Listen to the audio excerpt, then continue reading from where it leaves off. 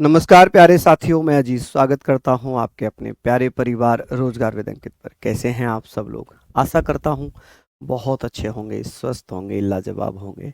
पहले तो आप सब लोगों से माफ़ी, क्योंकि आप लोगों की क्लास कुछ दिन से डिस्टर्ब चल रही थी। हालांकि 28 जून से लगातार मैराथन्स होने के कारण ये क्लास थोड़ी सी डिस्टर्ब हुई। अब ये क्लास कंटिन्यू आपकी रहने वाली है और मैं आपसे आशा करता हूँ कि आप लोग अच्छे से जुड़ेंगे। मैंने कल एक क्लास ली थी हिस्ट्री की मैराथन, जिसमें मैंने आप लोगों को प्राचीन इतिहास बहुत डिटेल में सीजीएल लेवल का उसमें कराया है। तो आप लोग चाहें तो उस क्लास को ले सकते हैं। उसमें मैंने एमसीक्यूज भी कराए हैं। हालांकि कुछ बच्चों की ये क्वेरी थी कि सर आपने बैच में तो ये चीज़ें कराई नहीं जो आप वहाँ पर करा रहे हो। अब आप लोग थोड़ा सा ये समझो कि आप लोगों का जीडी वाला बैच है और वहाँ पर मैं पूरा एसएससी को कवर कर रहा था, जिसमें सीएचएसएल होगा, जीडी होगा, एमटीएस होगा, सीजीएल होगा, सारी चीज़ें वहाँ पर कवर हो रही थी। इसलिए कुछ जो चीज़ें बच जाती हैं वो ज़रूरी नहीं है कि आपको बहुत कुछ दिया जाए। भाई आपका एग्ज़ाम जो होगा उसी पैटर्न पर तो आपको पढ़ाया जाएगा, उसी पैटर्न पर पढ़ाया जाएगा। तो कल 10 घंटे की मैंने मैराथन ली है। हालांकि लास्ट में पैर दर्द करने लग गए, जिस कारण वो क्लास मैंने छोड़ दी। लेकिन मैं पूरी उम्मीद के साथ आया था कि 12 घंटे क्लास करके जाऊंगा। फिर बच्चे भी थक गए थे तो बच्चों ने बोला सर छोड़ दो, फिर क्लास छोड़नी पड़ी। हालांकि आवाज़ थोड़ी सी ख़राब है, क्योंकि कल 10 घंटे नॉन स्टॉप खड़े रहकर बोलना पढ़ाना एक अपने आप में कुछ एक होता है कि हाँ भाई, आप लोगों से ही मोटिवेशन मिलता है टीचर को। हम लोग स्टार्ट कर लेते हैं आज। हम लोग यहाँ पर हमारा मुगल वंश चल रहा था। मुझे कौन भैया बताएंगे कि हमने मुगल वंश में क्या पढ़ लिया था और हमें क्या पढ़ना था? मुगल वंश हमारा चल रहा था, और मुगल वंश की अगर मैं बात करूंगा तो मुगल वंश में हमने औरंगजेब पढ़ना था। आज हम औरंगजेब बात करेंगे, ठीक है? औरंगजेब के बारे में बात करेंगे। देखिए, औरंगजेब की अगर मैं बात करता हूँ, औरंगजेब जिसने 1658 से 1707 तक शासन किया। 1658 से लेकर 1707 तक औरंगजेब का शासनकाल मुगल वंश में, ये कह सकते हैं कि मुगल वंश में औरंगजेब के शासनकाल के बाद मुगल वंश का पतन स्टार्ट हो जाता है। क्या स्टार्ट हो जाता है? पतन स्टार्ट हो जाता है। तो यहाँ पर हम बात करेंगे, ये 1658 से लेकर 1707 तक रहा। कब तक रहा? 1707 तक रहा। औरंगजेब का जन्म 1658 में दोहाद गुजरात में होता है। कि सर औरंगजेब का जन्म कब हुआ था? तो औरंगजेब का जन्म हम लोग बात कर रहे हैं कि औरंगजेब का जन्म 1618 में दोहाद में हुआ था। दोहाद कहाँ पड़ता है? गुजरात में। कहाँ पड़ता है? गुजरात में। इसे आलमगीर आलमगीर आलमगीर और भैया इसे और क्या कहते हैं? आलमगीर एवं जिंदा पीर के नाम से जानते हैं। किसके नाम से? जिंदा पीर के नाम से जानते हैं। इसे जिंदा पीर क्यों कहा जाता है? इसे जिंदा पीर क्यों कहा जाता है? इसके चारित्रिक गुणों के कारण, यानी कि इसके चरित्र के जो गुण थे, इसके कैरेक्टर को लेकर ये कहा गया कि मुगल वंश में सबसे अच्छा कैरेक्टर माना गया है इसका, इसीलिए इसे जिंदा पीर भी कहते हैं। क्या कहते हैं? जिंदा पीर कहते हैं। इसके पिता का नाम था शाहजहां, माता का नाम था मुमताज। अच्छा, मुमताज को हम और किस नाम से जानते हैं? मुमताज को हम और किस नाम से जानेंगे? तो आप कहेंगे सर मुमताज महल जो कि किसके नाम से जानी जाती थी? अर्जुमंद बानो बेगम। अर्जुमंद बानो बेगम जो कौन थी? जल्दी से बता दो, कौन थी भैया अर्जुमंद बानो बेगम? चलिए, हम लोग सारी चीज़ों के बारे में बात कर रहे हैं कि सर औरंगजेब ने लगभग 21 सूबों पर शासन किया। लगभग, आप कहेंगे सर लगभग 21 सूबों पर शासन किया। किस पर यहाँ पर हम बात करेंगे? 21 सूबों पर शासन किया। 21 सूबों पर शासन किया। सूबों का मतलब होता है प्रांत। प्रांत मतलब स्टेट्स, कि भैया कितने स्टेट्स। जैसे कि अकबर ने 14 प्रांतों पर शासन किया। मूल जो प्रांत थे मुगल वंश में 12 थे, लेकिन लेकिन जब अकबर राजा बना तो उसने 14 प्रांत बना लिए। और जब औरंगजेब राजा बना तो इसने इसने लगभग कितने 21 प्रांतों पर शासन किया। मुगल वंश में सबसे जो बड़े प्रांतों पर शासन करने वाला मुगल शासक था वो औरंगजेब था। ठीक है। माता मुमताज महल है, पिता शाहजहां है, उपनाम आलमगीर, जिंदा पीर है, जन्म 1618 में दोहाद गुजरात में हुआ था। चलिए आगे बात करते हैं, यहाँ पर हम औरंगजेब के बारे में बात कर रहे थे।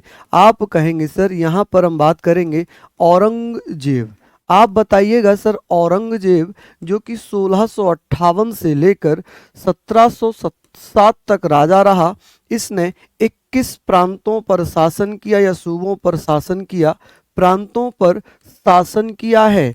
चलिए बहुत बढ़िया, शासन किया। इसका जन्म कब हुआ है, इसका जन्म कब होता है, आप कहेंगे सर 1618 में, 1618 में दोहाद में। कहाँ पर, दोहाद। और दोहाद कहाँ पड़ता है जी, गुजरात में। कहाँ पड़ता है लाडलो, गुजरात में। इसका उपनाम था आलमगीर प्रथम, कहते हैं इसको आलमगीर, ऐसे करके लिख सकते हैं आलमगीर फर्स्ट एवं, आलमगीर फर्स्ट एवं जिंदा पीर। जिंदा पीर क्यों कहा जाता है, जिंदा पीर इसके चारित्रिक गुणों के कारण।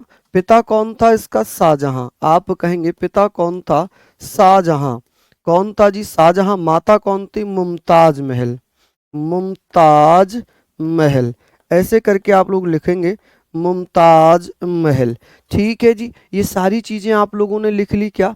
धर्मत का युद्ध, धर्मत के युद्ध के बाद, भैया धर्मत का युद्ध हुआ था, धर्मत के युद्ध के बाद तो हमने बता ही दिया था औरंगजेब राजा बन गया था, औरंगजेब राजा बन गया था बबलू, है ना जी। चलिए आगे बात कर लेते हैं। चलिए सर सिर्फ आपकी वजह से ही सब कुछ पढ़ हो पाता है, आप बहुत मेहनत करते हैं, धन्यवाद रिया चौधरी जी, बहुत बहुत धन्यवाद। चलिए हम लोग यहाँ पर बात कर रहे हैं इन चीज़ों पर। बात आ जाती है औरंगजेब का राज्याभिषेक। औरंगजेब मुगल वंश का पहला शासक है जिसने 2 बार राज्याभिषेक करवाया, 2 बार राज्याभिषेक करवाया। कि भैया पहला कब करवाया, 31 जुलाई 1658 में। उसके अगर यहाँ पर बात करेंगे, उसके बाद दिल्ली में 15 जून 1659 में। देखिए यहाँ पर तो धर्मत का युद्ध था, सामूगढ़ का युद्ध चल रहा था, 2 युद्ध चल रहे थे जिसमें दारा सिकोह को पराजित किया था। और यहाँ पर जब देवराय का युद्ध हुआ, जब देवराय की लड़ाई हुई 1659 में, दारा सिकोह को पराजित कर मुगल वंश पर पुनः अपना राज्याभिषेक करवाया। क्या करवाया जी, राज्याभिषेक करवाया। उज्जैन में, अच्छा नहीं बेटा दोहाद में हुआ था माय डियर, उज्जैन में नहीं हुआ था, दोहाद में हुआ था। चलिए हम बात करेंगे, हम बात कर लेते हैं कि भैया इसने क्या किया, इसने प्रतिबंध किस किस पर लगाया। आप कहेंगे होली पर, दीपावली पर, नवरोज पर, झरोका दर्शन पर, तुलादान पर, क्लासिकल संगीत पर, डांस पर, सिक्कों पर, कलमा आदि पर, सब पर रोक लगा दिया।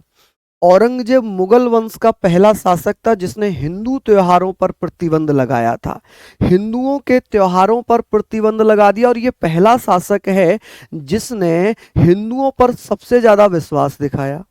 कैसे, हिंदू के त्योहारों को तो बंद कर दिया, लेकिन हिंदू अधिकारियों को सबसे ज्यादा अपने दरबार में उच्च पद दिए। इसे मुसलमानों पर कतई भरोसा नहीं था, ये जानता था कि इसके जो सगे संबंधी होंगे वही राजगद्दी के लिए से मार देंगे, इसीलिए इसने सबसे उच्च पद जो हायर रैंक के ऑफिसर्स थे वो हिंदू बनाए थे। क्या बनाए थे, हिंदू बनाए थे। क्योंकि ऐसा ही चला आ रहा था, सेनापति अपने राजाओं को मरवा देते थे और भैया खुद कठपुतली राजाओं को राज्य पर बैठा देते थे। इसलिए इसने जो बड़े बड़े पद दिए थे वो हिंदुओं को दिए थे। किसको दिए थे, हिंदुओं को दिए थे। तो इसने मुगल वंश का पहला शासक जिसने 2 बार राज्याभिषेक करवाया था वो था औरंगजेब। कौन, औरंगजेब। पहला कहां पर हुआ था, आगरा में। पहला राज्याभिषेक कहां पर हुआ था, आगरा में, 31 जुलाई 1658 में। दूसरा, जब इसने दिल्ली पर अधिकार कर लिया देवराय के युद्ध के बाद, तो भैया इसने कब, 15 जून 1659 में, 15 जून 1659 में इसने पुनः दिल्ली में अपना राज्याभिषेक करवाया। 2 बार राज्याभिषेक करवा लिया। कितनी बार, 2 बार राज्याभिषेक करवा लिया। चलिए, याद रखना कि मुगल वंश का पहला शासक जिसने 2 बार राज्याभिषेक करवाया है वो कौन होगा? औरंगजेब होगा। चलिए, मुगल वंश का पहला शासक जिसने हिंदू त्योहारों पर रोक लगा दी थी तो वो भी औरंगजेब होगा। ठीक है, अब यहां पर सर्वाधिक हिंदू अधिकारी इसी के दरबार में थे। ये बहुत इंपॉर्टेंट लाइन बन जाती है क्योंकि ये बहुत बार पूछा गया प्रश्न है कि मुगल वंश का ऐसा कौन सा शासक जिसने हिंदुओं को सबसे उच्च पद दिए थे, हिंदुओं को सबसे उच्च पद दिए थे। चलिए, बहुत बढ़िया जी, शानदार। तो यहां तक हम लोग बात करेंगे, इन सारी चीजों पर हम लोग चर्चा करेंगे। क्या यहां तक आप लोगों ने लिख लिया होगा? यहां तक आप लोगों ने लिख लिया होगा। चलिए, और ये आप लोगों के लिए भी फायदेमंद रही है, कुछ दिन क्लास बंद रही क्योंकि जो बच्चे लेट जुड़े थे उन्होंने अपनी पूरी क्लासेस कवर कर ली होंगी। आई होप, मुझे ये भरोसा है कि आपने कर ली होंगी, लेकिन कुछ बच्चे होंगे जिन्होंने नहीं पढ़ा होगा। चलिए, अब मैं बार बार एक ही क्वेश्चन का जवाब नहीं दूंगा कि इतने दिन से क्लास क्यों नहीं चल रही थी। मैंने बताया कि भैया मेरी क्लास इसलिए नहीं हो रही थी क्योंकि 28 जून से लगातार मैराथन चल रही थी। अब बार बार एक ही क्वेश्चन का जवाब थोड़ी दूंगा मैं, है। अभी आप लोगों ने पढ़ना है, अभी आप लोगों ने पढ़ना है। चलिए, बहुत बढ़िया। तो ये सारी चीजें लिख लीजिए। अब हम इसका रिवीजन करते हैं कि भैया मुगल वंश का पहला शासक जिसने 2 बार राज्याभिषेक करवाया वो कौन था? वो था औरंगजेब। औरंगजेब ने पहला राज्याभिषेक कहां पर करवाया था? आगरा में। कब? 31 जुलाई, आप कहेंगे सर 1658 में। 31 जुलाई 1658 में। फिर 15 जून, 1659 में। कब? 1659 में। अब यहां पर हम लोग सारी चीजों पर चर्चा कर रहे हैं कि सर इसने प्रतिबंध किस पर लगाया था? होली पर प्रतिबंध लगाया, दीपावली पर प्रतिबंध लगाया। किस पर? दीपावली पर प्रतिबंध लगाया। झरोका दर्शन पर, किस पर? झरोका दर्शन पर रोक लगाई। झरोका दर्शन, ठीक है। झरोका दर्शन क्या है? जब राजा रानी जो है दर्शन देते थे। झरोका दर्शन, क्लासिकल संगीत जिसे शास्त्रीय संगीत कहते हैं। क्या कहते हैं? शास्त्रीय संगीत कहते हैं क्लासिकल संगीत को। शास्त्रीय संगीत एवं सिक्कों पर कलमा लिखना। सिक्कों पर कलमा, अकबर ने चलाया था सिक्कों पर कलमा। सिक्कों पर कलमा लिखना सब बंद कर दिया था। कलमा सब बंद कर दिया था। और याद रखना नोट में, सबसे ज्यादा हिंदू अधिकारी किसके दरबार में थे? सबसे ज्यादा हिंदू अधिकारी किसके दरबार में थे? तो औरंगजेब के दरबार में थे। सबसे ज्यादा हिंदू अधिकारी किसके दरबार में थे? अधिकारी औरंगजेब के दरबार में थे। क्या यहां तक आप लोगों ने लिख लिया? हुमायूं भी 2 बार राज्याभिषेक करवाया था। नहीं नहीं नहीं राकेश जी, उसने 2 बार राज्याभिषेक नहीं करवाया, वो 2 बार राजा बना था। एक बार 1530 में, एक बार 1555 में। 1555 में उसमें राज्याभिषेक नहीं करवाया था, वो तो ऑलरेडी राजा था, बस उसे विस्थापित करके भारत से बाहर भगा दिया था शेरशाह सूरी ने। ठीक है जी। चलिए, यहां तक आप लोग प्लीज इसको लिख लीजिए जल्दी जल्दी से। चलिए, बहुत बढ़िया, शानदार। प्रैक्टिस होगी भैया, आज प्रैक्टिस सेट होगा। हुमायूं ने 2 बार राज्याभिषेक नहीं करवाया मेरे लाडलो। हुमायूं केवल 2 बार राजा बना। 2 बार राजा बना था वो, ठीक है। एक बार 1530 से 1540 तक, एक बार 1555 से लेकर 1556 तक। 2 बार राज्याभिषेक नहीं हुआ। एकमात्र मुगल शासक है जिसने 2 बार राज्याभिषेक करवाया था, 2 टाइम्स कोरोनेशंस कराया था, वो कौन था? औरंगजेब। ठीक है, Aurangzeb the first Mughal emperor. समझ गए आप लोग? चलिए, नेक्स्ट हम बात करते हैं कि भैया औरंगजेब को जिंदा पीर कहा जाता है। औरंगजेब को जिंदा पीर कहा जाता है, क्यों कहते हैं? मैंने अभी बताया था कि वो चारित्रिक गुणों के कारण। हमने शाहजहां पढ़ा था, कितना चरित्रवान था कि अपनी बेटी नहीं छोड़ी, अपनी बहन नहीं छोड़ी, साम्राज्य की कोई सुंदर महिला नहीं छोड़ी। तो उसका चरित्र उसके कामों से झलकता है। तभी तो मौलाना मौलवियों ने फरमान जारी किया था कि जिस राजा के दरबार में उसकी खुद की बहन बेटी उससे सुरक्षित नहीं है तो हमारी बहन बेटी कैसे सुरक्षित रहेंगी। और शाहजहां ने क्या कहा कि जिस मौलाना मौलवी ने मेरे खिलाफ फरमान जारी किया उसे मैं सूली चढ़ा दूंगा। फिर मौलाना मौलवियों ने क्या रिप्लाई दिया कि भाई जो माली पेड़ लगाता है उसे फल खाने का अधिकार है, मतलब उसने अपनी बेटी पैदा की है तो वो उसने पास रख सकता है, अपनी बीवी बना सकता है। ये मौलाना मौलवियों का कहना था अपने आप को बचाने के लिए। ठीक है, लेकिन ऐसा इसका चरित्र नहीं था, ये चरित्रवान था, इसी कारण इसे जिंदा पीर कहा गया। क्या कहा गया? जिंदा पीर। अच्छा, इसके दरबार में एक डॉक्टर था वर्नियर। कौन था भैया? वर्नियर। कि सर कौन मुगल शासक था जिसके दरबार में, नवरोज लिख लीजिए, कोई बात नहीं, नवरोज लिख लीजिए, जिसके दरबार में एक डॉक्टर रहता था, चिकित्सक था वर्नियर। कि सर ये बताएं वर्नियर किसके दरबार में आया था? एक फ्रांसीसी डॉक्टर था वर्नियर, वो किसके दरबार में था? तो आप कह सकते हैं सर किसके? औरंगजेब के दरबार में पहुंचा था। चलिए बहुत बढ़िया। अब इसकी एक पत्नी है राबिया उद दुर्रानी। राबिया उद दुर्रानी, राबिया उद दुर्रानी कौन है? जिसे हम दिलरास बानो बेगम के नाम से जानते हैं। राबिया उद दुर्रानी से इतना प्यार करता था कि उसकी याद में एक मकबरा बनवा दिया, और ये मकबरा ताजमहल की हूबहू कॉपी है, जिसे हम दक्षिण भारत का ताजमहल या भारत का दूसरा ताजमहल कहते हैं। कि सर जो राबिया उद दुर्रानी है ये किसकी पत्नी है? औरंगजेब की पत्नी है। अब राबिया उद दुर्रानी को हम किस अन्य नाम से जानते हैं? आप कहेंगे सर राबिया उद दुर्रानी को हम दिलरास बानो बेगम के नाम से जानते हैं। किसके नाम से? दिलरास बानो बेगम इसका ओरिजिनल नाम है, लेकिन इसको किस नाम से जाना गया? राबिया उद दुर्रानी के नाम से। किसकी पत्नी थी? औरंगजेब की पत्नी थी। अब औरंगजेब ने आजम शाह को आदेश दिया कि भैया मकबरा बनवाओ। महाराष्ट्र के औरंगाबाद में मकबरा बनवाया गया, और यही औरंगाबाद वर्तमान में संभाजी नगर के नाम से जाना जाता है। किसके नाम से जाना जाता है? संभाजी नगर के नाम से हम जानते हैं। तो बीवी का मकबरा आजम शाह के द्वारा निर्माण कराया गया।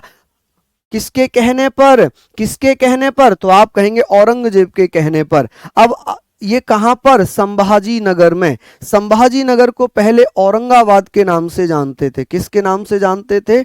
आप कहेंगे सर औरंगाबाद के नाम से जानते थे। किसके नाम से जानते थे? औरंगाबाद के नाम से जानते थे। तो पहले औरंगाबाद नगर हुआ करता था। औरंगाबाद वर्तमान में संभाजी नगर है महाराष्ट्र में। इसे दक्षिण भारत का ताज कहते हैं, दक्षिण भारत का ताजमहल कहा जाता है। क्या कहते हैं? कि भैया ताजमहल।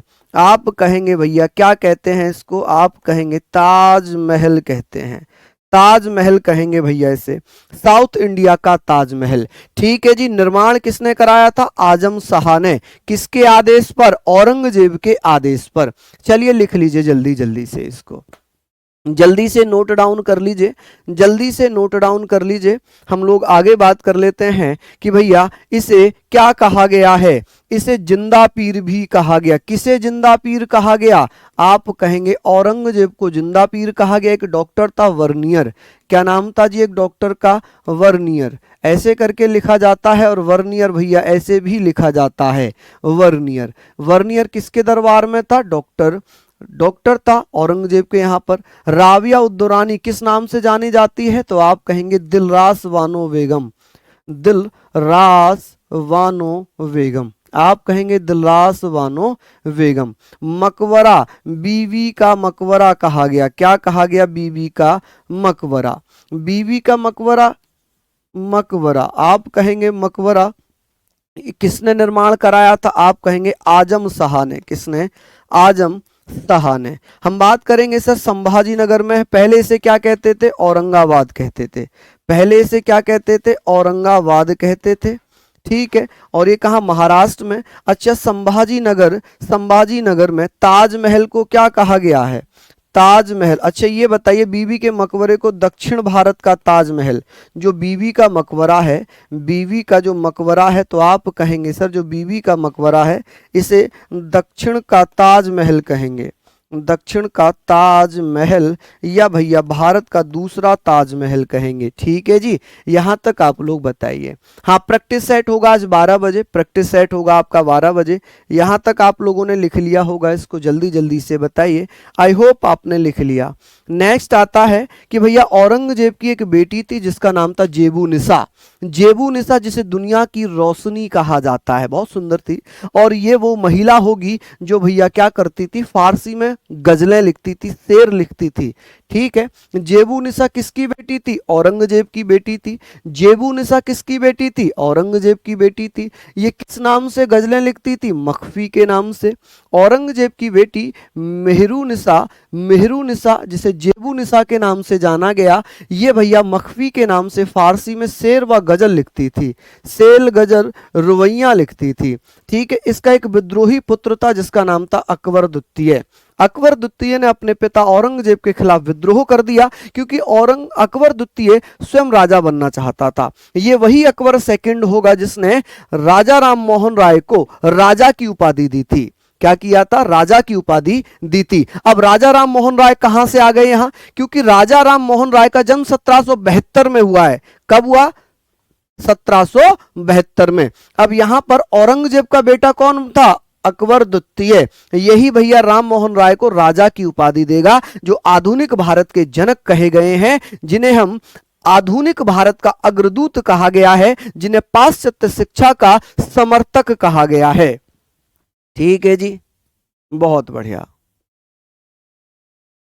बहुत बढ़िया, बिल्कुल बिल्कुल सही कह रहे हैं आप कि दारा सिकोह का सर काटकर अपने पिता शाहजहां को भेंट कर दिया था, क्योंकि शाहजहां को 1666 में मृत्यु हुई। शाहजहां की मृत्यु 1666 में हुई थी शाहबुर्ज आगरा में, क्योंकि औरंगजेब ने अपने पिता शाहजहां को किडनैप कर लिया था। अच्छा, मृत्यु का कारण आप जानते हैं शाहजहां की? जब शाहजहां को गिरफ्तार कर लिया औरंगजेब ने और कैद कर लिया, तो अपना पुत्र धर्म निभाया और कहा कि पिताजी, जो 1000 दासियां आपकी, इनमें से जो सुंदर दासियां छांट लो, अपने पास अपनी सेवा में लगा लो। तो भैया उनमें से लगभग 100 दासियों को शाहजहां ने अपने पास रखा था अपनी सेवा में, और कहा गया कि इसी कारण और शाहजहां की मृत्यु भी हो गई थी। चलिए, तो ये सारी चीजें हम पढ़ रहे हैं कि विद्रोही पुत्र कौन था औरंगजेब का? आप कहेंगे अकबर द्वितीय। औरंगजेब की बेटी का नाम क्या था? जेबू निसा। ये किस नाम से भैया गजलें लिखती थी? तो मखफी के नाम से गजलें लिखती थी। मुगल वंश की पहली महिला जो शेरो शायरी करती थी, उसका नाम है जेबू निसा। जेबू निसा किसकी बेटी थी? आप कहेंगे औरंगजेब की बेटी थी। किसकी? औरंगजेब की बेटी थी। ठीक है जी, चलिए, यहां तक आप लोगों ने इसको नोट डाउन कर लिया होगा। आगे बात कर लेते हैं, आगे बात कर लेते हैं कि औरंगजेब की बेटी का नाम क्या था? आप कहेंगे भैया जेबू निसा। क्या नाम था? जेबू निसा। ये किस नाम से भैया शेरो शायरी करती थी? मखफी के नाम से। किसके? मखफी के नाम से ये क्या करती थी? फारसी भाषा में शेर गजल रुबाइयां लिखती थी। इसका विद्रोही पुत्र कौन था?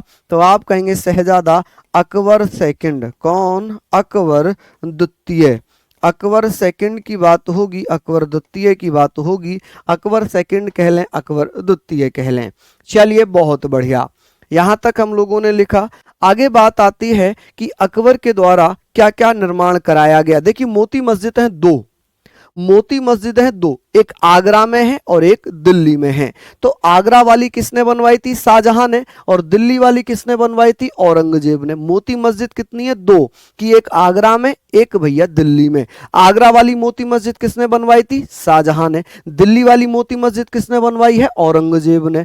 इसने बादशाह मस्जिद बनवाई है लाहौर में। कहां पर? लाहौर में। कि सर, मुगल वंश का कौन सा शासक था जिसने बादशाह मस्जिद बनवाई है? तो वो था औरंगजेब। कहां पर?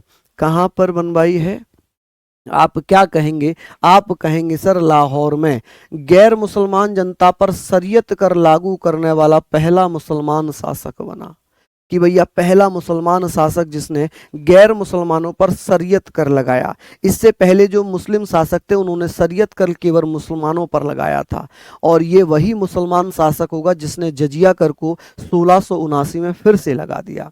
तीर्थ यात्रा कर और जजिया कर जिसे अकबर ने समाप्त कर दिया था 1564 में, जजिया कर को समाप्त किया था अकबर ने, लेकिन 1679 1679 उनासी हुआ ना, 1679, हाँ 1679 1679 में औरंगजेब ने जजिया कर जो गैर मुसलमानों से लिया जाता था, जिसे धार्मिक कर कहा गया, उसे फिर से वसूल करना प्रारंभ कर दिया। ठीक है जी, अब यहां पर बात करेंगे 1707 में इसका केक कटा, इसका हैप्पी बर्थडे हुआ और ये नर्क सुधार गया। ठीक है, औरंगजेब का मकबरा भी कहां पर है? संभाजी नगर में। अब यहां पर एक नोट और लिखना, एक नोट और लिखना कि भैया 1679 1679 में औरंगजेब के द्वारा, किसके द्वारा?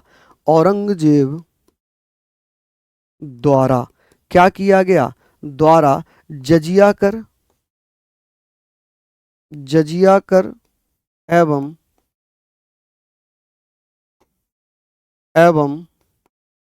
तीर्थ यात्रा कर पुनः लगाया। तीर्थ यात्रा कर पुनः लगाया। ठीक है जी, क्या किया? पुनः लगा दिया। समझ रहे हैं आप लोग?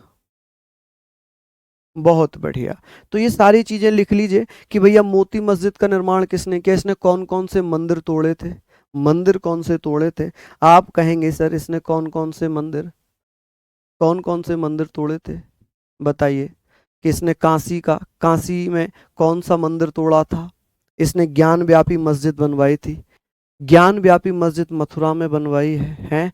चलिए आगे बात करते हैं, आगे बात कर लेते हैं। यहाँ तक आप लोग प्लीज़ लिख लीजिए, आगे बात करेंगे अभी कौन कौन से मंदिर तोड़कर इसने क्या क्या बनवाया है, हम बात कर लेते हैं। इसको हम बात करेंगे सर इसने किसका निर्माण कराया, तो इसने मोती मस्जिद का निर्माण कराया। रिवीजन में आपका ये चल रहा है मोती मस्जिद, आप कहेंगे मोती मस्जिद, ठीक है। मोती मस्जिद इसने कहाँ बनवाई थी? दिल्ली में। आगरा वाली पूछ लेगा तो आप कहेंगे शाहजहां ने। बादशाह मस्जिद इसने कहाँ बनवाई है? लाहौर में। कहाँ पर? लाहौर। लाहौर कहाँ पड़ता है? वर्तमान पाकिस्तान में। गैर मुसलमान जनता पर इसने क्या लगाया था? शरीयत कर लगाया था। क्या लगाया था? शरीयत कर लागू कर दिया था।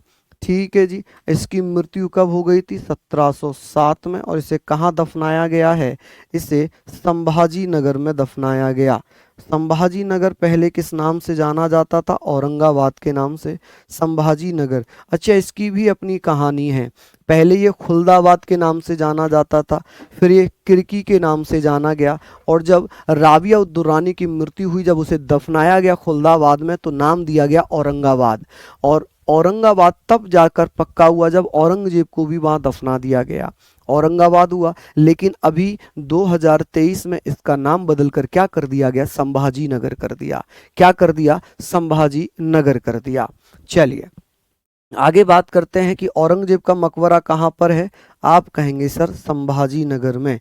कहाँ पर? संभाजी नगर में। समझ रहे हैं आप कहाँ पर है? संभाजी नगर में। आगे चलते हैं, यहाँ पर हम लोग बात कर लेते हैं कि मुगल प्रशासन में भैया कुल जो एडमिनिस्ट्रेशन था उसके बारे में भी मैं बात करूंगा। आप कहेंगे जैसे कि जो सूबेदार हुआ करता था उसका क्या काम था, जो दीवान हुआ करता था उसका क्या काम था, और जो बख्शी हुआ करता था उसका क्या काम था। जैसे सूबेदार है, ये प्रांतों में शांति स्थापित करना इसका काम था। एक तरीके से जैसे वर्तमान में राज्यपाल होते हैं ना, गवर्नर होते हैं, वैसे ही सूबेदार होते थे। जिस समय आज की डेट में हर राज्य में एक राज्यपाल होता है जो राष्ट्रपति का प्रतिनिधित्व करता है, वैसे ही बादशाह का प्रतिनिधित्व करते थे सूबेदार, जिसे गवर्नर या सूबेदार कहते थे। तो इसका काम होता था प्रांतों में शांति स्थापित करना। क्या करना? शांति स्थापित करना। एक बच्चा कह रहा सर इतने दिन से कहाँ थे? मैं जो है हिमालय पर्वत पर गया था और वहां तपस्या कर रहा था। हिमालय पर्वत पर जाकर ना मैं तपस्या में बैठा हुआ था और मैं कह रहा था, हे भगवान इन बच्चों को सद्बुद्धि दे, इन बच्चों को पढ़ने की शक्ति दे। ठीक है, चलिए हम बात कर रहे हैं प्रांतीय राजस्व का प्रधान किसे कहते थे? दीवान को। दीवान जो कि हेड ऑफ प्रोविंशियल रेवेन्यू, जो कि प्रांतों से टैक्स आता था, जो कर आता था, जो कर आता था, उस कर का अधिकारी कौन था? दीवान था। कौन था जी? दीवान। या ये कह सकते हैं पूरे साम्राज्य का जो वित्त विभाग देखता था, जैसे आज की डेट में वित्त मंत्री होता है वैसे ही ये दीवान था। कौन था? दीवान था। अब बख्शी, बख्शी का मतलब होता है सैन्य प्रधान। सैन्य, इसके साइन के बाद ही सेनाओं को, सैनिकों को वेतन दिया जाता था। क्या दिया जाता था? वेतन दिया जाता था। चलिए लिख लिया आप लोगों ने यहां पर। अब देखो बहुत देर से बच्चे कह रहे थे सर थोड़ा फास्ट, बहुत स्लो, बहुत स्लो। अब मैंने हल्की सी स्पीड बढ़ाई, सर स्लो, सर स्लो। अब बताओ कैसे करें? तभी तो मैं हिमालय पर्वत पे गया था, हिमालय पर्वत पे मैंने प्रार्थना की भगवान से, और जब भगवान से वार्तालाप हुई सपने में, तो मैंने कहा कि भगवान इन बच्चों को थोड़ा सा जो है सद्बुद्धि दें, इन बच्चों का सिलेक्शन करवाएं। चलिए, बहुत बढ़िया, यहाँ पर लिख लिया होगा आप लोगों ने। चलिए, मुगल, अच्छा, मुलग लिख दिया, मुगल, ठीक है जी, क्या होगा, मुगल, ठीक है, मुगल, बहुत बढ़िया। हम बात करेंगे कि मुगल में जो सूबा होता था, जो प्रांत होता था, उसके 3 अधिकारी बांट दिए। एक सूबेदार, जिसे वर्तमान गवर्नर कहते हैं, इसका काम था प्रांतों में शांति स्थापित करना। दीवान, दीवान का काम था प्रांतीय राजस्व को देखना, वित्त मंत्रालय संभालना। और बख्शी का काम था प्रांतीय सैन्य प्रधान, यानी कि एक तरीके से आर्मी का अधिकारी, जैसे आज का डेट में होता ना आर्मी का अध्यक्ष। ठीक है, वर्तमान आर्मी अध्यक्ष कौन बने, जरा कमेंट करके बताओ कि मनोज पांडे का स्थान किसने लिया है। जनरल मनोज पांडे का स्थान किसने लिया, क्योंकि 30 जून को जनरल मनोज पांडे रिटायर हुए हैं, उनका स्थान किसने लिया, बताओ जल्दी से, है जी। हाँ जी सर, क्या आपको वहां पर संजीवनी बूटी बेटा मिल जाती तो मैं खा के अमर हो जाता, मुझे मिली नहीं, मुझे मिली नहीं। मैंने ढूंढा बहुत संजीवनी बूटी को, मुझे जो है आप जैसे शरारती बच्चे जरूर मिल गए वहां। चलिए, हम लोगों ने पढ़ लिया, बेटे कुआरे मर जाओगे, शादी नहीं होगी अगर नौकरी नहीं लगी तो, ये ध्यान रखना। मेहनत कर लो, नौकरी लग जाएगी, शादी हो जाएगी, शादी हो जाएगी, वरना तो ऐसे ही भैया सलमान खान बने फिरोगे। हाँ, चलो जी, जल्दी जल्दी से लिख लिया यहाँ पर। आगे बात करते हैं, आगे बात करते हैं मुगल प्रशासन। हमने ये सारी चीजें पढ़ ली कि सर सूबेदार का काम क्या था, सूबेदार का काम क्या था, तो आप कहेंगे सर शांति स्थापित करवाना, प्रांतों में शांति स्थापित कराना। क्या कराना जी, स्थापित कराना, स्थापित कराना। चलिए, आगे बात करते हैं दीवान की। इसका काम था राजस्व को देखना, जो प्रांतीय राजस्व आता था, राजस्व को संभालना, राजस्व विभाग इसके पास दिया गया था। और इसका काम था भैया, ये सैन्य अधिकारी होता था, जो प्रांत में सैन्य अधिकारी होते हैं, ये सैन्य अधिकारी था। कौन था जी, ये सैन्य अधिकारी था, सेना का सबसे बड़ा अधिकारी होता था ये। ठीक है, इसी के साइन के बाद सेना को वेतन वगैरह भी दिया जाता था। क्या दिया जाता था, वेतन वगैरह भी दिया जाता था। ये कह रहा सर पहले ही शादी हो गई, ओहो तभी तो निश्चिंत हो, अब तुम्हारी हो गई तो औरों को तो पढ़ने दो, इन्हें तो पढ़ने दो भैया, इन्हें काहे मार रहे हो, हैं। चलिए, लिख लिए यहाँ तक, आगे बात करते हैं। हाँ, वो कौन सी शायरी होती है जो मैं बोलता रहता हूँ आपके लिए हमेशा, कि गुलाब का फूल देकर ये कह गया टोकरी वाला, कि एक तरफा मोहब्बत करने वाले मेरे यारों, उसे ले गया कोई सरकारी नौकरी वाला। तो सरकारी नौकरी वाला अगर ले जाएगा, और फिर गाना कौन सा गाओगे तुम लोग, भवरे ने खिलाया फूल फूल तो ले गया राजकुमार, है ये वाला गाना गाओगे ना फिर। चलिए, अब बात आती है कि मुगल वंश में, अब हम यहाँ पर बात करते हैं मुगल वंश की, कि सर जो प्रमुख अधिकारी था मुगल वंश में, जो प्रमुख अधिकारी था उसे हम क्या कहते थे, उसे हम विजारत कहा कहते थे। क्या कहते थे, विजारत। प्रमुख अधिकारी जैसे मंत्री परिषद का सबसे बड़ा अधिकारी होता था विजारत। विजारत को भी 2 भागों में बांट दिया था, एक तो वजीर और एक वकील। वकील होता था एडवोकेट, वजीर होता था प्रधानमंत्री। वजीर कौन होता था, प्रधानमंत्री। कौन भैया, प्रधानमंत्री, समझ रहे। और वकील का मतलब है एडवोकेट। कौन, एडवोकेट। आज की टाइम में वजीर प्रधानमंत्री है, और वकील का मतलब है attorney general of India, Bharat का महान्यायवादी। जैसे वर्तमान में महान्यायवादी भारत सरकार का वकील है, वैसे ही ये वकील बादशाह का वकील होता था, बादशाह का वकील होता था। ठीक है, मीर बख्शी, मीर बख्शी इसके द्वारा सरखत नामक पत्र पर हस्ताक्षर करते थे। उसके बाद सेना को हर महीने वेतन मिल जाता था। क्या मिल जाता था, वेतन मिल जाता था। सद्र उस सद्र, सद्र उस सद्र का मतलब था न्याय विभाग, काजी। काजियों ने बड़ा अत्याचार किया है लोगों पर, काजियों ने बड़ा अत्याचार किया है लोगों पर। अत्याचार इन केस, मैं ये नहीं कह रहा कि सभी काजी एक से होते होंगे, इन्होंने जो इनके सगी संबंधी होते थे अगर वो दोषी भी होते थे उनको छोड़ देते थे, क्योंकि ये न्यायाधीश के रूप में काम करते थे, ये जज के रूप में काम करते थे। किसके रूप में? जज के रूप में काम करते थे। तो न्याय विभाग का जो अधिकारी होता था, जिसे सद्र, उस सद्र कहते थे, वो काजी होता था। न्याय विभाग में जो जस्टिस का काम देखता था मीर समन, मीर समन का मतलब था सम्राट के घरेलू घरेलू विभागों को देखने वाला। जल्दी से इसको लिख लीजिए। चलिए, सुजाता कुमारी, धन्यवाद भैया। योगी जी कह रहे हैं शादी नहीं करनी, वैसे भी शादी कहाँ करी है योगी जी ने? योगी जी ने तो वैसे भी शादी नहीं करी यार, आपने तो नाम ही योगी रखा है, तो आप भैया मत करना शादी। चलिए लिख लीजिए, जल्दी जल्दी से इसको लिखिए कि भैया प्रमुख अधिकारी, जो मंत्री परिषद है उसमें दो प्रमुख अधिकारी थे जिसे विजारत कहा गया। विजारत में कौन आता था? वजीर, वजीर एज ए प्राइम मिनिस्टर, और वकील एज ए अटॉर्नी जनरल, यानी कि महान्यायवादी और प्रधानमंत्री के रूप में काम करते थे। मीर बख्शी जो कि एक सरखत नामक पत्र पर हस्ताक्षर करता था, उसके बाद सेना को वेतन दिया जाता था। क्या दिया जाता था? वेतन दिया जाता था। और सद्र, उस सद्र, यहाँ पर हम बात करेंगे कि न्याय विभाग का अधिकारी होता था जिसे काजी कहते थे। मीर समन सम्राट के घरेलू विभागों को देखता था। किसको देखता था? घरेलू विभागों को देखता था। जल्दी जल्दी से नोट डाउन कर लीजिए, जल्दी से इसको नोट डाउन कीजिएगा। ठीक है जी, जल्दी से नोट डाउन कर लीजिए।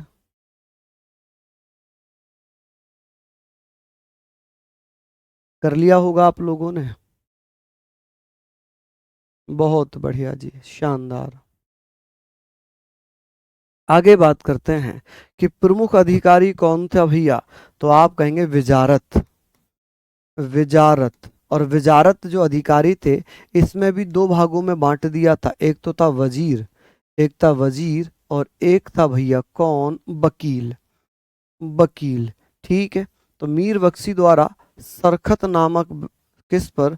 आप कहेंगे सरखत नामक पत्र पर, सरखत नामक, सरखत नामक पत्र पर, नाम के, सरखत नाम के पत्र पर हस्ताक्षर के बाद सेना को वेतन मिलता था। सद्र, उस सद्र, ये न्याय विभाग का अधिकारी होता था, न्याय विभाग का अधिकारी होता था, और इसको हम कहते थे काजी। क्या कहते थे? काजी। चलिए, और मीर समन, ये भैया क्या करता था? सम्राट के जो घरेलू कार्य होते थे उनको देखता था। ठीक है जी, तो ये हमारा आज खत्म हुआ, ये हमारा आज खत्म हो जाता है। अच्छा, मराठा साम्राज्य है। आप कहेंगे सर ये सम्राट के घरेलू कार्य देखता था, सम्राट बादशाह के घरेलू कामकाज करता था। क्या करता था जी?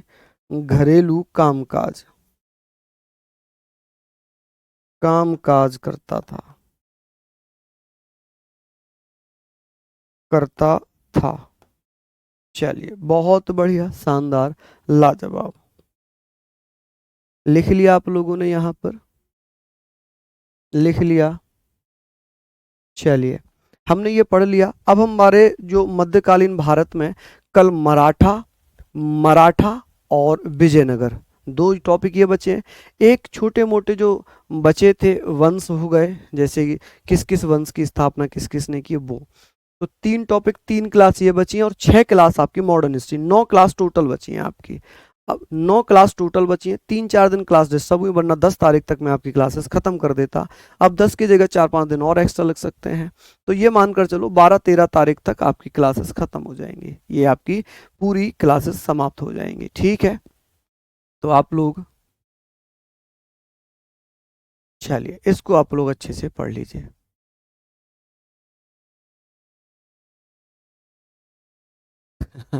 एक बच्चा कह रहा है जी सर को और बड़ा धनवान बना दे। बेटे, आपके आपके जुबान पर सरस्वती माँ विराजमान हो, आपका कहना सत्य हो, आपके मुंह में घी शक्कर, आपका कहना जल्दी से पूरा हो जाए, मैं धनवान बन जाऊं। चलिए, तो ये ऐसे ही आप लोग पढ़ते रहिए, कल मिलते हैं मराठा साम्राज्य में। ठीक है जी, चलिए, तो धन्यवाद, नमस्कार, जय हिंद, जय भारत।